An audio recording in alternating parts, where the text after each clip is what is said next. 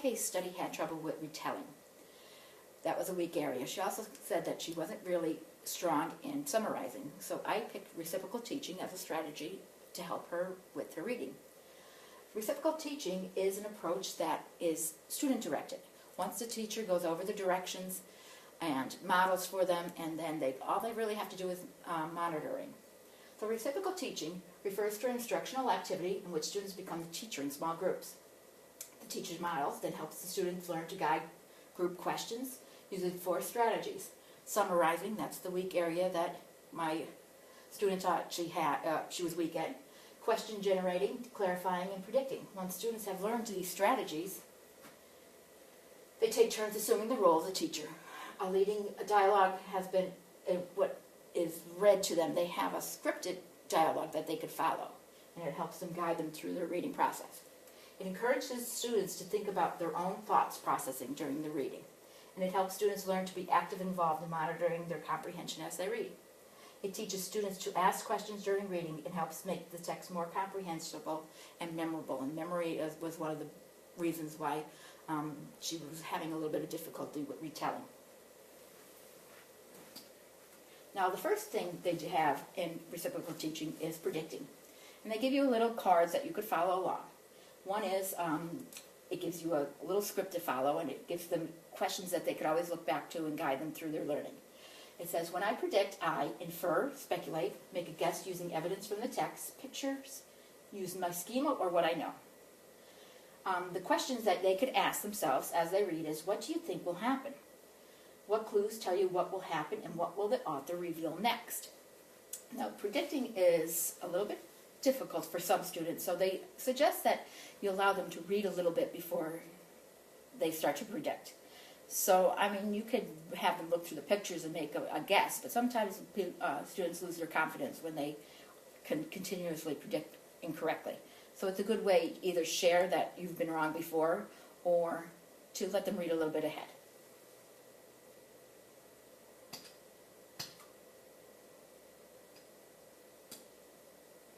Summarizing. When I summarize, I sum up, I determine importance, I determine main ideas. Questions and statements that the student can ask themselves is, tell me about what you just read. What was the main idea? What was most important? How did you decide? And what sentence sum up the passage? We're going to go back to a little bit summarizing in a little while. I'm going to do a little bit of lesson on how they could summarize, because some children, they just don't know how to summarize, and this gives them a little bit of guided evidence of what they need and how to find the main ideas when they're reading. Clarifying. You could also have them clarify. When I clarify, I explain, I reread, I monitor, I define. Questions and statements. I need help understanding part of the text. Words I don't know or understand are, and they can pick them out and select them. Lots of times, if you use reading passages, you could give them a highlighter and they could highlight. What context clues help you? What does a certain word mean? They could have a little bit of pre-copied material so that they can just put in the words that they need to define. And what is another word for? You could have them find a word that they understand a little bit better. Questioning. When I question, I ask, I challenge, I inquire, I search, I investigate, and I explore. Questions and statements that they could follow in this area is, what questions do I have? What questions do I have about what I read? What do you think about the author meant when he said, when they wrote? And what did you think about as you read? Why and how? This is where you're going to have them do that questioning so that they remember a little bit better. Now, when they have all these 4 sections, the clarifying, the questioning, the predicting, and the summarizing, a group of 4 is a great group to start working with reciprocal teaching, because you can have each one take a role. So it's kind of like when they do maybe literature circles, but in this way it's going to be something that they set up as a group, work together, monitor. They can each take a turn with different parts each time they go, and so they all get a chance to practice each one of them. Okay, so summarizing was one area that my student had problems with, and summarizing is one of the things for reciprocal teaching is. Summarizing teaches you how to find and understand most important ideas in a text, how to ignore the irrelevant information and how to integrate the central ideas in a meaningful way. Even I have not problems ignoring the irrelevant information. Sometimes I think things are more important than they are. Teaching students to summarize improves their memory for what is read. And that's where the retelling is. I had a problem with memorizing, remembering what you read. Summarizing strategies can be used in almost every content area. So what things you ask when you summarize is, what are the main ideas? What are the important details necessary for supporting the ideas? And what information is irrelevant or unnecessary? And most importantly, put it in your own words. Some children think they have to copy it word for word from the text. And really, summarizing is putting it in your own words. So the best way to start off with summarizing is to do something that the children know right away. And nursery rhymes is a great way to summarize. First one I came up with was Humpty Dumpty. Humpty Dumpty sat on a wall. Humpty Dumpty had a great fall. All the king's horses, all the king's men couldn't put Humpty together again. What is the main idea of this nursery rhyme? What are they trying to tell you? So, if you have a child written out, you could have them highlight different important things, such as Humpty Dumpty sat on the wall. Is it important? Is it a main idea? Not really, but we usually do say, who are we talking about is a great way to ask. So, we could highlight Humpty Dumpty. The next thing we could do is, what happened to Humpty Dumpty? Here's another question. He had a fall.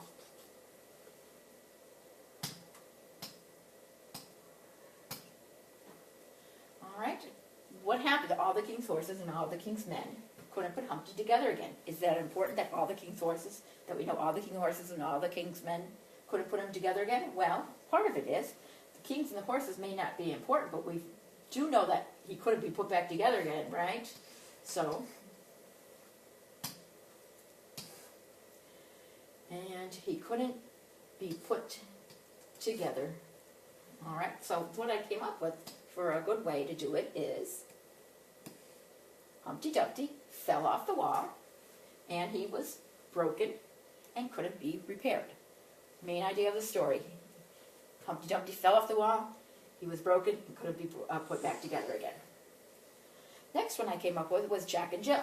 So we would have the child take their highlighter and figure out some of the things. Can they highlight more than information that's necessary? Yes, because then you could go over it and you could tell them in your small group what they need to know and what they don't need to know.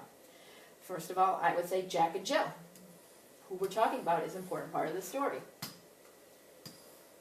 Okay, what did they do? Well, they went to fetch. Now here's one of those questioning words. What does fetch mean?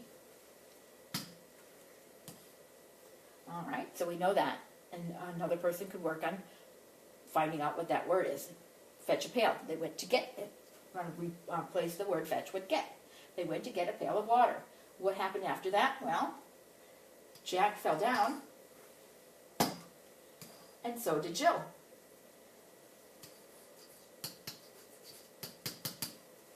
And the next thing we have to do is, we know that Jack broke his crown.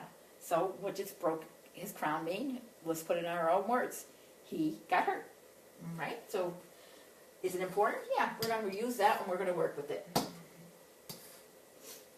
Next thing, let's see what we came up with, the main idea. We'll put it together in our own words. Well, Jack and Jill, what did they do? They went for water. Putting it in our own words, they fell down and Jack got hurt. Main idea. I summarized the main idea of this story.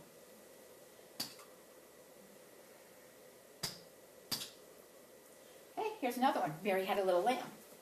We know the story of Mary Had a Little Lamb, so now we have to go and highlight different parts, important parts of the story. All right. Mary had a little lamb. Her fleece was white as snow. Everywhere that Mary went, her lamb was sure to go. He followed her to school one day, which was against the rules. He made the children laugh and play to see the lamb at school. So, we're going to ask ourselves, who are we talking about? We're talking about Mary.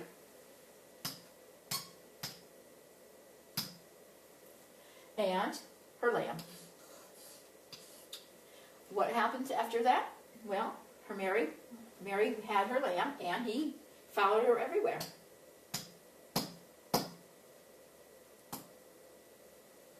He followed her.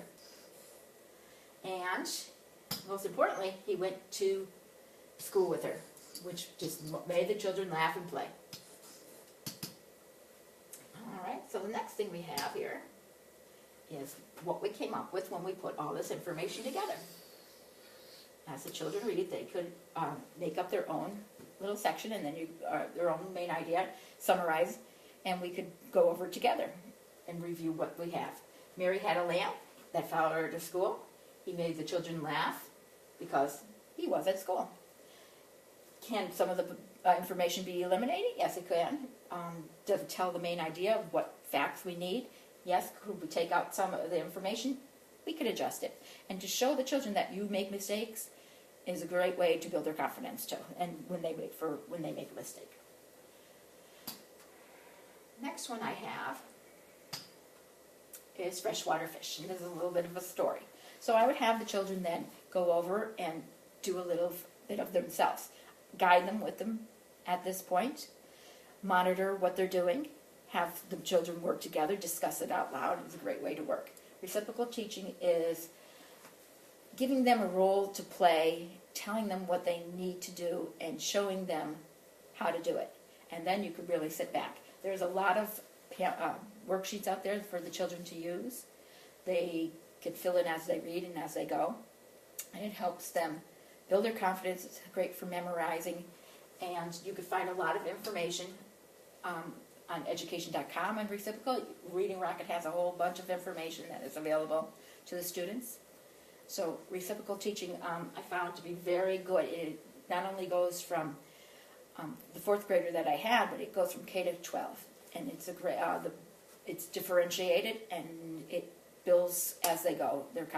Builds the amount of information they could put into their predicting, clarifying, questioning, and summarizing. All right, thank you very much.